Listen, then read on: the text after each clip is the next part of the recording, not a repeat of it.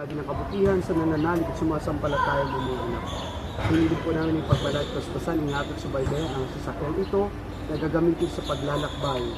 Ipag-adya mo po ito sa anumang kapahamakan sa daan at palagi makarating ng ligtas sa kanilang paroroonan sa iyong gabay at patnubay. Kaya po namin sa pagbabasbas ito ngayon, palagi mong ipadala ang mga anghel sa langit, isang sinusugo mo upang pangalagat, ingatan at subaybayan ang mga anak ng nananalig at sa nagtitiwala. Kaya po kasama ka lang sa nagtisa kasama ng Espiritu Santo pagpasawalan ng mga.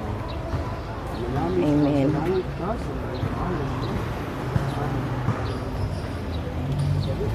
Karunan sa langit.